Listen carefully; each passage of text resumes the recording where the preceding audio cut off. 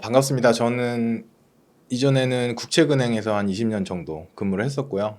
그리고 퇴사를 하고 나서는 투자자문 회사에서 최고 투자 책임자로 네. 포트폴리오도 만들고 전략도 만들고 뭐 이런 일들을 했었어요. 그리고 지금은 퇴사를 해서 프리랜서 작가 겸 강사로 활동하고 있고요. 네. 아이 2명 있는 아빠입니다. 네. 그래서 책을 보니까 목차 제목들이 다 너무 흥미롭더라고요. 그래서 하나하나 좀 질문을 드리고 싶은데요. 그 책에 보니까 월 30만 원으로 종잣돈 5억 만들기에 대해서 알려주셨는데 요거 한번 소개 부탁드리겠습니다. 네, 여기서 이제 가정을 한 게 뭐냐면 아이가 태어났을 때부터 한 달에 30만 원. 그러니까 작다고 하면 작은 돈이고 뭐 크다고 하면 큰 돈인데 한 30만 원 정도를 꾸준히 자녀 이름으로 투자를 했다면 어떻게 될까? 이렇게 가정을 해본 거예요.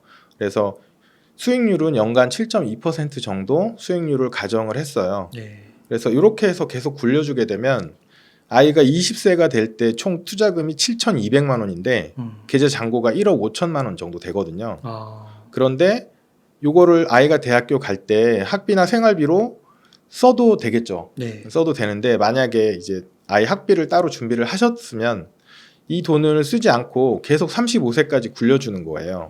그래서 아이가 취업을 하고 결혼을 하는 시점 한 35세까지 생각을 해서 굴려주게 되면 납입 원금이 1억 2천만 원 정도 되는데 계좌 잔고가 5억 4천만 원 정도 돼요. 이게 20살 때는 1억 5천이었는데 35살 때 5억 3천만 원이 되는 이유가 뭐냐면 기간 한 15년밖에 차이 안 나잖아요. 네. 근데 이제 복리 효과 때문에 굉장히 커지거든요. 그래서 복리 효과 때문에 잔고가 3.4배 이상 불어나는 거죠. 네. 그래서 뭐 좀 욕심이 있는 경우에는 60만 원씩 넣어줬다고 하면 금액이 그대로 2배가 되는 거죠. 네. 그래서 35세에 10억 원 정도를 아이한테 줄 수 있게 되는 거죠. 이런 거 나오면은 꼭 질문을 하시는 게 그때랑 지금이랑 화폐 가치가 다르지 않냐 뭐 이런 질문 꼭 하시더라고요. 그렇죠, 맞습니다. 네. 그래서 이 책에서도 그런 함정들이 있어요. 화폐 가치 계산 안 하고 하면 현실성이 없는 금액이 되거든요. 그래서 이 책에서 인플레이션을 감안한 금액들을 다 계산을 해놨어요. 와. 네, 인플레이션을 감안한 금액들을 계산을 해놨고 그걸 반드시 확인을 해보셔야 돼요. 네. 지금 보면 엄청 큰 금액인데 인플레이션 확인해 보면 얼마 안 되는 금액인 네. 경우도 되게 많거든요. 그래서 얘기 나온 김에 말씀을 드리면 네. 아까 말씀드렸던 케이스인데요. 30만 원씩 납입을 하고 한 7.2% 정도 수익으로 굴리게 되면 20살에 20세에 1억 5천만 원이 된다고 했는데 네. 인플레이션을 감안해도 1억 2천만 원 정도가 돼요. 여기서 인플레이션은 어떻게 가정을 했냐면 네. 지난 2000년 이후 24년 동안 우리나라 인플레이션이 2.3%였어요. 연 2.3%. 네. 그 사이에는 고인플레 상황도 있었고 저인플레 상황도 있었고 여러 상황이 반복이 됐죠. 반복이 됐기 때문에 그걸 감안해서 2.3% 감안해서 그렇게 계산을 했었고요. 그리고 인플레이션이 굉장히 높아질 수도 있잖아요. 네. 인플레이션이 예를 들어서 심플하게 생각해서 7.2%보다 더 높다라고 하면 실질 가치가 감소하게 돼요. 그거는 어쩔 수 없어요. 그런데 통상 인플레이션이 굉장히 높은 시기에는 어떤 자산들이 가격이 굉장히 많이 올라요. 인플레 자체가 물가가 오르는 거잖아요. 네. 그럼 내가 어떤 물건을 가지고 있어서 그 가격이 상쇄가 되는 거죠. 네. 그렇게 되면 실제로는 수익률이 더 올라갈 가능성이 높거든요. 그런 식으로 해서 계산을 해보면 인플레가 높거나 혹은 굉장히 저인플레가 왔을 때도 물가를 감안한 성과로도 충분히 의미 있는 숫자가 나온다. 이렇게 말씀드릴 수 있을 것 같아요. 그래서 지금 이제 궁금한 내용들이 20살 되면 얼마 되냐, 그리고 25살 되면 얼마 되냐, 네. 이런 게 있고요. 그래서 아까 설명드렸던 것처럼 20세가 됐을 때는 1억 5천만 원이 돼요. 물가 감안하면 1억 2천만 원이 되고요. 네. 25살 정도가 됐을 때는 계좌 잔고가 2억 4천만 원이 되고 그런데 인플레이션을 감안하면 1억 7천만 원 정도 돼요. 네. 그런데 여기서 이제 또 궁금해서 이제 물어보시는 내용들 중에 하나가 뭐냐면 자녀가 그 계좌를 계속 굴리면 어떻게 되느냐, 네. 이런 것도 궁금하잖아요. 맞아요. 그리고 이제 부모님들 같은 경우에 뭐 40대, 50대, 60대인 분들도 계실 텐데 이제 본인 나이가 됐을 때까지 굴리게 되면 어떻게 되느냐, 이런 거 궁금하거든요. 예를 들어서 아이의 계좌를 55세까지 계속 똑같이 굴렸다고 하면 55세에 25억 원이 돼요. 와. 엄청나게 큰 금액이죠. 인플레이션을 감안해도 11억 원이 되거든요. 그런데 65세에 정년 퇴직한다라고 가정을 해볼게요. 그래서 그 아이가 그 계좌를 깨지 않고 65세까지 계속 굴리게 되면 52억 원이 됩니다. 상당히 큰 금액이죠. 네. 인플레이션을 감안했을 때 19억 원 정도 돼요. 그러니까 지금 현 시점에 19억을 가지고 은퇴를 하는 거랑 같은 가치가 있는 거죠. 실제로 65세에 현금 19억 가지고 은퇴하시는 분이 거의 없거든요. 네. 그런데 우리 아이한테 그런 큰 자산을 남겨줄 수 있다는 건 굉장히 큰 매력이 있는 거죠. 그냥 매달 30만 원씩만. 네, 그럼 30만 원이고 당장은 30만 원이 되게 크게 느껴지는데 30만 원 역시도 인플레이션이 일어나면 굉장히 작은 금액이 돼요. 굉장히 작은 금액이 되기 때문에 그러네요. 예, 미래에 넣는 금액은 굉장히 부담 없는 금액이 돼요. 그러네요. 네. 그 넣는 금액도 인플레 영향을 그렇죠. 받는 거니까. 네, 인플레 영향을 받기 때문에 굉장히 작은 금액을 넣게 되는 거거든요. 와. 그렇기 때문에 이걸 꾸준히만 해주면 굉장히 의미 있는 금액을 만들어 줄 수 있다라는 거죠. 진짜 그 되게 19억을 현재 시점에서 19억을 갖고 은퇴하는 사람도 없을 것 같은데요. 그렇죠, 없죠. 대기업 예. 임원분들도 19억 안 될 것 같은데요. 맞아요. 예. 어디 대기업 임원이나 뭐 기관장을 하셨어도 현금 계좌 하나에 19억을 가지고 은퇴를 하는 건 쉽지 않거든요. 예, 별로 없는데 우리 자녀한테 그런 믿을 수 있는 든든한 백을 만들어 준다는 관점에서는 굉장히 메리트 있는 투자 방법입니다. 복리가 어마어마하네요, 진짜. 네, 복리가 정말 어마어마한데 복리에서 핵심이 뭐냐면 이제 부모님들이 보통 종잣돈을 많이 고민하세요. 네. 내가 자녀한테 우리 예쁜 아이한테 뭔가를 해주고 싶은데 난 돈이 많지 않고 그래서 나는 많은 걸 해주지 못한다라고 되게 속상해 하시기도 하는데 30만 원이라는 금액을 얘기를 한 건 그렇게 큰 금액은 아니에요. 그렇게 큰 금액은 아니기 때문에 조금만 신경 써서 모으시면 되고 근데 여기서 두 번째 문제가 뭐냐면 종잣돈의 크기보다는 수익률하고 투자 기간이 훨씬 중요합니다. 제가 책에서도 부자 방정식이라는 이제 아주 간단한 산식을 하나 넣어놨는데 미래의 부의 크기가 어떻게 결정되냐면 종잣돈의 1% 수익률을 곱하고 거기에다가 투자 기간이 제곱으로 들어가요. 그러면 투자 기간이 제곱으로 들어가기 때문에 투자 기간이 가장 큰 역할을 하게 됩니다. 실제로 워렌 버핏 같은 경우에도 재산이 한 130조 정도 있다고 해요. 우리나라에서 가장 돈 많은 사람들 뭐 땡땡전자 부회장이나 이런 분들도 한 10조 정도밖에 없거든요. 워렌 버핏이 정말 부자라는 걸 알 수 있고 전 세계 10위 안에 들어가는 부자시잖아요. 근데 그 워렌 버핏의 재산의 90% 이상이 60세 이후에 만들어진 거라고 해요. 90%? 예. 엄청난 금액이죠. 그렇구나. 그러면 버핏의 그 큰 재산의 대부분이 60세 이후 지금 93세시니까 이때 많이 모아진 거예요. 이게 뭐냐면 복리의 효과죠. 네. 그 전에는 또 이제 부자긴 했지만 이 정도까지의 부자는 아니었거든요. 그래서 투자 기간이 가장 중요한데 이 투자 기간이라는 희소하고 누구나 갖고 있는 자원을 가장 많이 갖고 있는 게 아이들이에요. 네. 아이들은 앞으로 살아갈 날이 굉장히 많잖아요. 네. 그러면 20년, 30년, 40년 투자하는 건 어렵지 않죠. 네. 네, 그래서 부모님이 조금만 신경 써서 가이드를 해주면 충분히 자산을 가지고 사회생활을 할 수 있다. 이렇게 계산이 되죠. 그러면은 아까 앞에서 말씀해 주실 때 그 55세, 60세 이런 은퇴 기준 나이를 말씀해 주셨잖아요. 그래서 그런 쪽과 연관 지으면 딱 드는 생각이 연금저축펀드 계좌가 생각나는데 예, 그렇죠. 책에서도 보니까 절세 계좌로 추가 수익 만들기가 있더라고요. 네네. 그래서 절세 계좌를 좀 어떻게 운영하면 좋을까? 네. 예.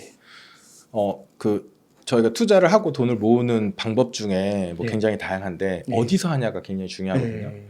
일반 주식 계좌에서 하게 되면 뭐 ETF나 뭐 해외 펀드 같은 경우에는 매매 차익의 15.4%를 세금을 떼가요. 네. 과세를 하는데 이것을 절세 계좌들에 넣으면 세금이 굉장히 적게 나오거나 과세 이연이 되거든요. 네. 그 중에 이제 가장 많이 알고 계시는 게 연저펀이라고 하는 연금저축펀드인데 음. 연금저축펀드에 넣게 되면 기본적으로 세액공제가 나오죠. 세액공제가 나오는데 아이 명의로 하게 되면 세액공제는 안 나와요. 세금 낸 게 없기 때문에. 네, 그 대신에 언제든 찾아 쓸 수 있는 돈이 돼요. 네. 네, 그런 부분이 하나가 있고 두 번째는 아이명으로 연금저축펀드를 개설을 하고 부모가 계속 증여를 해주고 거기서 자산배분 투자를 계속 운영을 해주게 되면 네. 그 15.4% 과세가 되지 않고 과세가 이연이 돼요. 연금 수령시까지 과세가 이연이 되고 과세 이연될 동안 이자 낼 돈까지 같이 복리로 굴리게 되는 거죠. 재투자해서. 그렇게 되면 이제 굉장히 유리하고 일반적으로 연금저축펀드하고 일반 주식계좌하고의 그 세금 절감에 의한 수익률 차이가 1% 전후가 되거든요. 네. 1% 전후가 나와요. 뭐 투자 전략에 따라 다르긴 한데 자산 배분 포트폴리오 투자 같은 경우에는 제가 이제 일일이 다 계산을 해본 건데 1% 전후에 수익률 개선 효과가 나와요. 어마어마한 차이가 나거든요. 시간이 20년, 30년이기 때문에.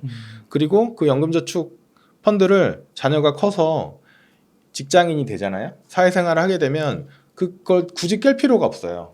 깨지 말고 그대로 자녀가 계속 30만 원씩 이번엔 자기 돈으로 계속 납입해서 계속 굴리게 되면 아까 말씀드렸듯이 50세, 60세 때 수십억의 자산을 만들 수 있는 거죠. 와. 네. 그렇군요. 그러면은 아이의 계좌에 있어서 좀 추천 포트폴리오가 있다면은 좀 몇 개만 소개시켜 줄 수 있으실까요? 네네. 지금 많이 듣는 질문 중에 하나인데요. 네. 자기 아이용으로 어떤 포트폴리오로 운영하는 게 좋겠냐. 네. 가장 많이 질문하시는 건 20년, 30년 동안 가져가면 좋은 성과를 낼 주식을 하나만 골라달라 이런 거예요. 네, 사실은 불가능하고요. 왜냐하면 실제로 20년, 30년 후에 살아남을 회사들은 있겠죠. 있겠지만 그 중에서 어떤 회사가 가장 좋은 성과를 낼지는 아무도 모르거든요. 네. 그렇기 때문에 주식을 하나 골라달라. 저는 당연히 할 수 없고 그 어떤 전문가도 할 수 없다라고 생각이 들어요. 그래서 저 같은 경우는 이제 자산 배분 포트폴리오를 추천을 드리고요. 자산 배분 포트폴리오를 어떻게 짜야 되냐라는 이제 질문을 많이 하시는데 네. 가장 심플하게는 국민연금이라든지 국내외 해외 연기금들이 하는 자산 배분 포트폴리오를 좀 보면 힌트가 생겨요. 네. 기본적으로 구체적인 내용들은 다 나오진 않지만 대략적인 내용들은 나오거든요. 어떤 식으로 하는 거냐면 미래 성장성이 가장 좋은 주식에 자산을 일단 할당을 해요. 네. 그리고 주식이 변동성이 굉장히 크잖아요. 그런 변동성을 잡아주고 주가가 하락할 때 가격이 올라서 이 저가 매수를 할 수 있는 자원으로 쓸 수 있는 자산들로 이제 국채를 또 넣고요. 네. 그리고 주식이나 국채가 다 빠지는 상황. 작년이 특히나 그랬잖아요. 주식 국채가 다 빠졌는데 그럴 때 포트폴리오를 구해줄 수 있는 그런 자산으로 대체 투자 자산을 이제 선정을 하거든요. 그러면 크게 3개 자산군이 되는 거고요. 그렇게 되면 주식, 국채, 대체 투자 이렇게 해서 크게 3개 자산군이 되는데 그러면 이런 질문이 또 생기죠. 주식은 그럼 어디 주식을 해야 되냐? 주식시장 좋은데 미국 하면 되는 거 아니야? 이런 질문도 많고 한국을 해도 되나? 뭐 이런 질문도 많고 여러 가지 질문들이 있는데 기본적으로는 분산을 하는 게 가장 좋습니다. 보통 많은 분들이 미국 주식시장에 대해서 굉장히 호의를 갖고 계세요. 네. 왜냐하면 2009년 이후로 전 세계에서 가장 많이 올랐거든요. S&P 500만 사면 된다고. 네네. S&P 500만 사면 되고 뭐 이런 얘기들이 많이 있는데 네. 사실은 그 시간은 최근 10년만 봐서 그런 거고요. 네. 그 전 2000년 이후로 보면 또 얘기가 달라져요. 2000년 초반에 10년 동안은 한국이 미국보다 훨씬 많이 올랐어요. 한국뿐만이 아니라 여러 신흥 국가들이 훨씬 많이 올랐고 미국은 거의 안 올랐거든요. 그때는. 그래서 그때 안 오른 게 이제 오르는 그런 것도 있고 중요한 건 미래잖아요. 앞으로 10년, 20년 동안 누가 가장 많이 오를 것이냐 알 수 없다는 거죠. 그렇기 때문에 기본적으로 분산을 하자라고 말씀을 드리고 분산을 어떻게 하냐 선진국, 신흥국 이렇게 나누셔도 돼요.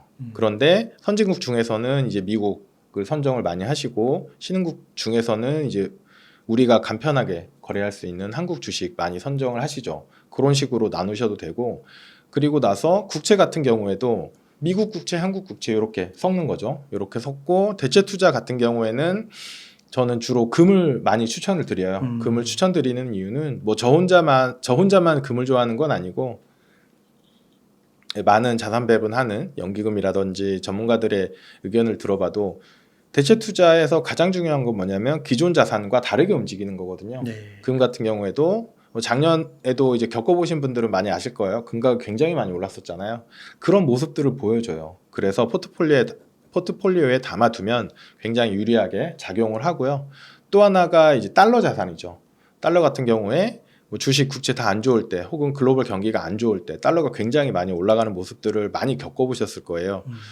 2022년 하반기에 굉장히 많이 올라갔었고요. 그 전에는 또 2020년 코로나 코로나 때도 굉장히 많이 올라갔었죠. 그래서 그렇게 시장이 안 좋을 때 올라가주는 자산들을 같이 포트폴리오에 포함하고 있으면 그 구체적인 비율이 얼마냐 보다 이렇게 분산을 했다는 것 자체가 굉장히 포트폴리오를 안전하게 만들어주거든요.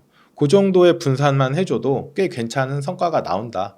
이렇게 알고 계시면 좋을 것 같아요. 그래서 그럼에도 불구하고 구체적으로 뭐 그 자산군에 어떤 ETF를 하면 좋냐, ETF마다 비용도 다르고 보수도 다르거든요.